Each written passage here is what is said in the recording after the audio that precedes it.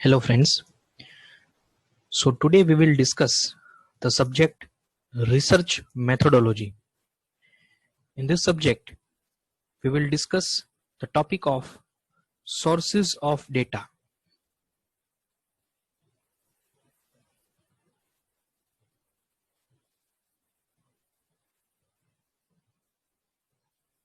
Sources of data.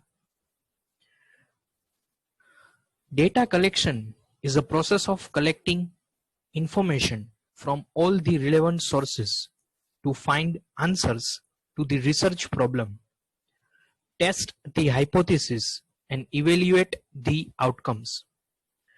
Data collection methods can be divided into two categories. So sources of data are divided into two categories: primary methods of data collection and secondary methods of data collection. So method of data collection and sources both are same. First, primary data. As the name suggests, the researcher directly collects primary data from original sources.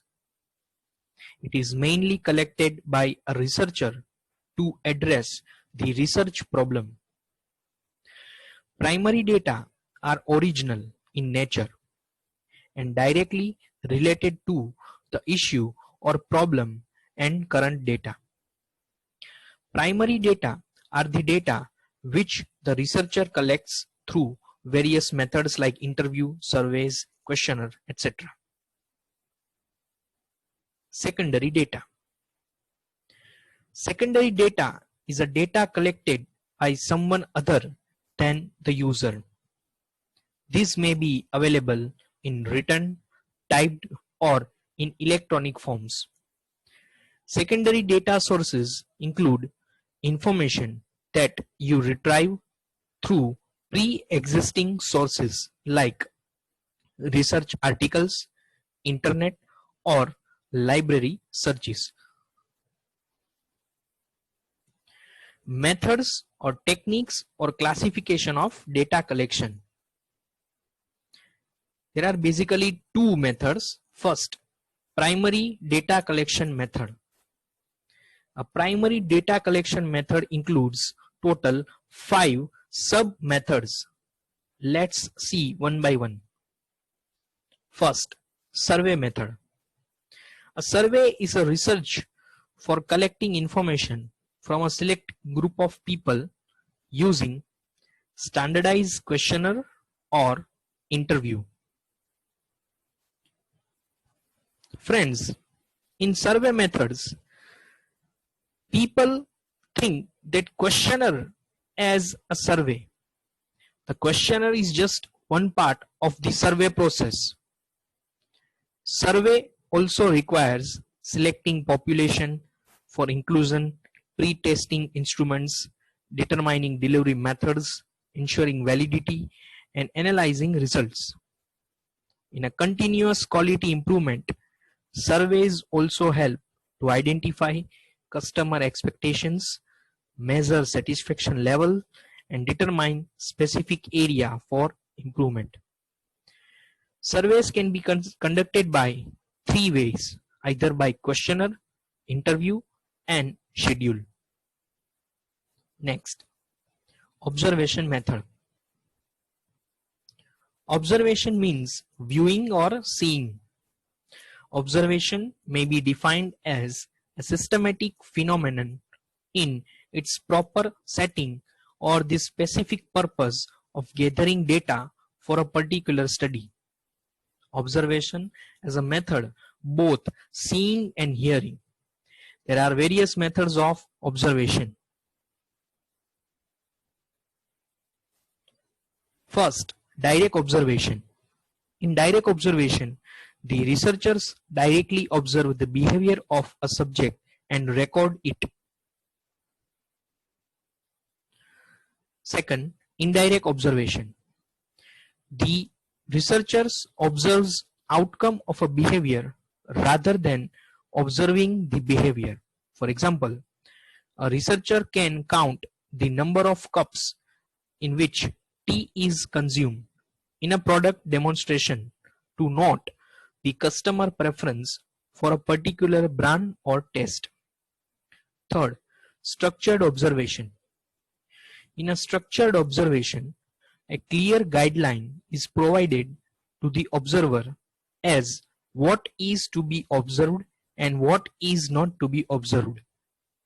In this type of observational technique, observation is being made on pre-specified format or checklist. Next, unstructured observation. Here, the observation is free to observe what he feels is important for a research. No pre-specified format or checklist is provided to the observer, and he or she almost makes a discriminatory decision on what is to be observed and what must be dropped from the observation. Here, all behavior of the subjects can be recorded, but in practice, the observer applies his choice. Next, disguised observation. In disguised observation, the subject happen to be unaware that his or her behavior or action is being monitored by the observer. For example, for making a disguised observation in a big shopping mall, an observer may be disguised as a shopper. Last, mechanical observation. Here, it involves observation by a non-human device. These devices are many, like video camera, video recorder, eye movement recorder, scanners, and so on. In the field of business research, use of mechanical devices have been becoming increasingly popular as these devices are free from bias caused by human observer. Next method is interview method. An interview is generally a qualitative research technique which involves asking open-ended questions to converse with respondents and collect data about a subject. The interviewer in most cases is the subject matter expert who intends to understand respondents' opinions in a well-planned and executed series of questions and answers. Interviews are conducted with a sample from a population, and the key characteristics they exhibit is their conversational tone. There are various methods of interview, like first, personal interview. A personal interview, also called as face-to-face interview, is a method that is utilized when a specific target population is involved. The purpose of conducting a personal interview is to explore the responses of the people to gather more and deeper information. Next, telephonic interview. The telephonic interview is used when the information to be collected is limited. The telephone interview is used in lieu of personal interviews. It is the most frequently used when the information has to be collected quickly and inexpensively. However, it is not as versatile as personal interview. The telephone interview is suitable for inquiring about information just released or telecast by radio or television. Next, mail interview. The mail interview places a great deal of importance on the construction of the questionnaire, because there is no interviewer in the mail survey to ask a question and record answers. It cannot be used to conduct an unstructured study. The mailing questionnaire is accompanied with a covering letter instructing the respondent how to complete the questionnaire and return the questionnaire to the researcher. The respondents complete the questionnaire at their own leisure and mail the replies to the researcher.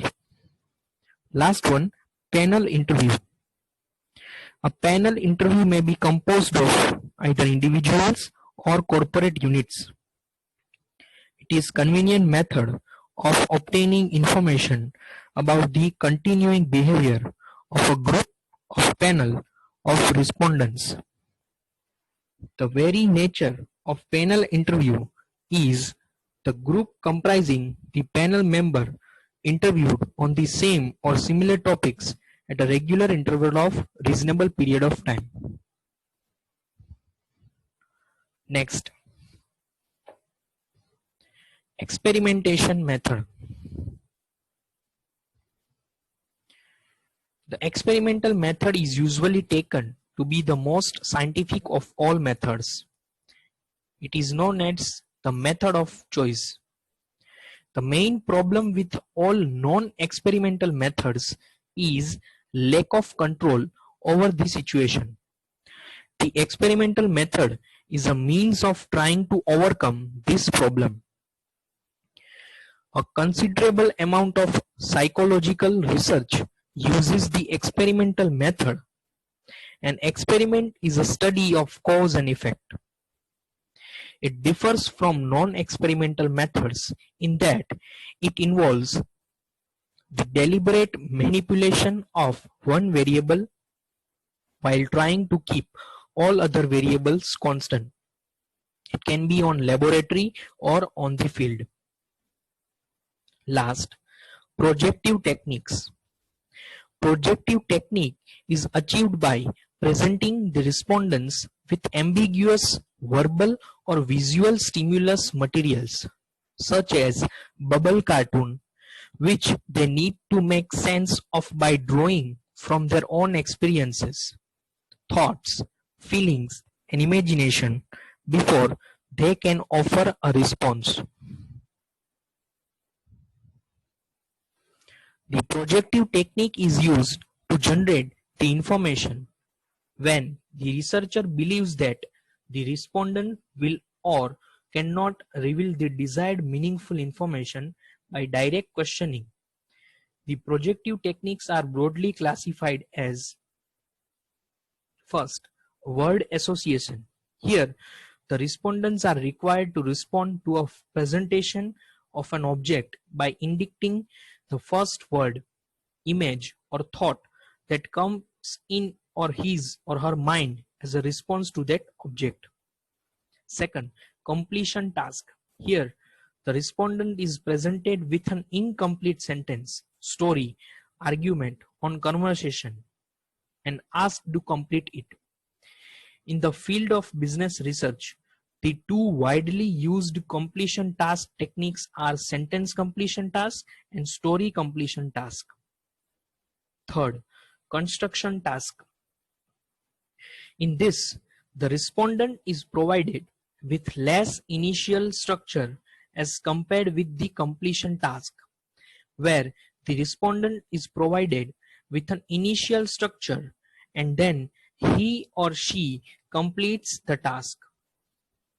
In the field of business research, third person questioning and bubble drawing, means cartoon testing, are two commonly used construction techniques. And last, expressive task.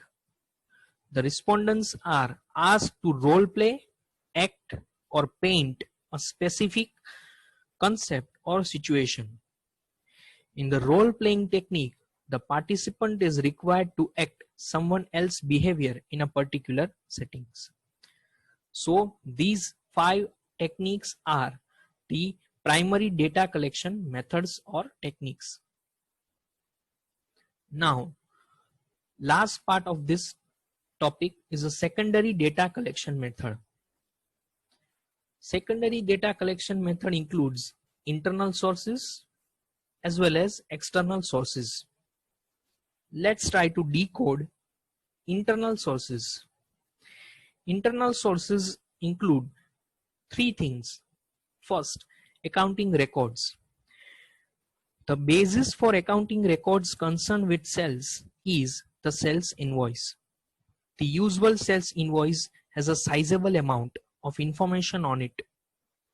which generally includes name of customer, location of customer, items ordered, quantities shipped, rupees extension, back orders, discounts allowed, and etc. Second, Salesforce report.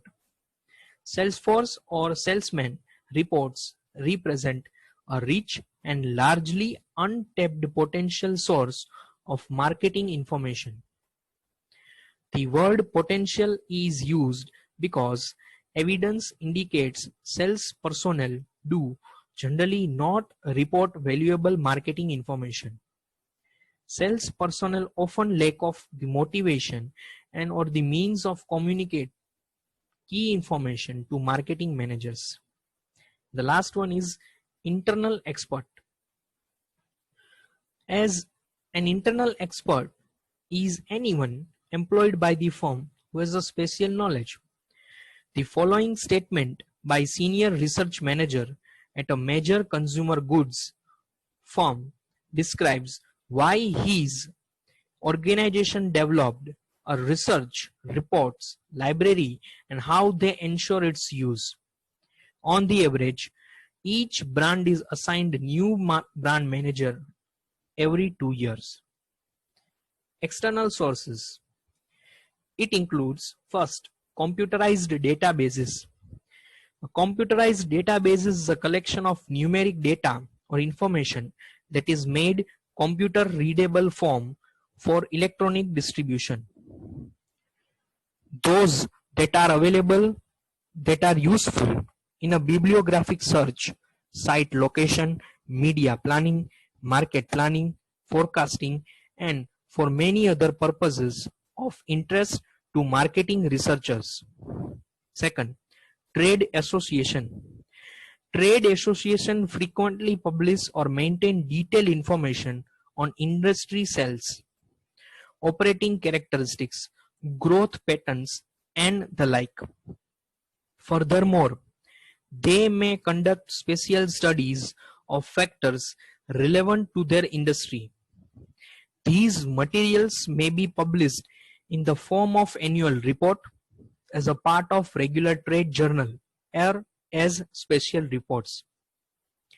For example, Associated Chamber of Commerce and Industry of India, Confederation of Indian Industry, Federation of Indian Chamber of Commerce and Industry, known as FICCI, and Federation of Hotel and Restaurant Association of India. Next, government agencies. Federal, state, and local government agencies produce a massive amount of data that are relevant to marketers. In this section, the nature of the data produced by the federal government is briefly described. These sources produce data of interest to marketers.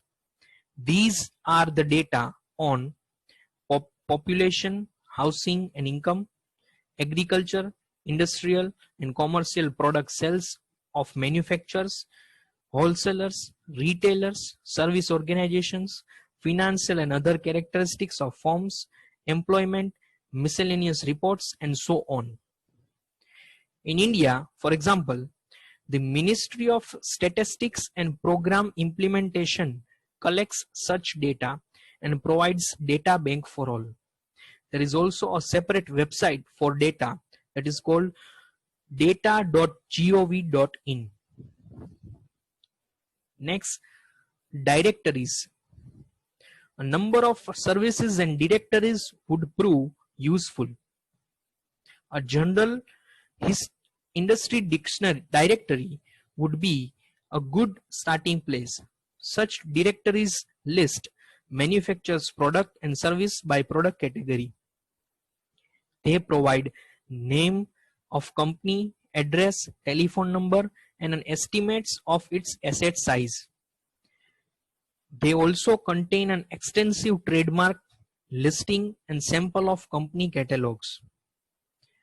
For example, in India, online e-directories are used for trade inquiries like indiamart.com, indiabeeslist.com, findnell.com, etc. Next, other published sources.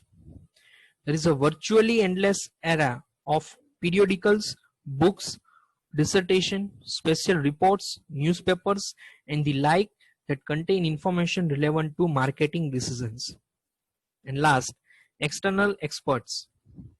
External experts are individuals outside your organization whose job provides them with expertise on your industry or activity. State and government officials associated with the industry, trade association officials, editors and writers for trade and publications, financial analysts focusing on the industry, government and university researchers and distributors often have expert knowledge relevant to marketing problems. So these are the concepts under the topic of sources of data. Thank you very much for watching this video.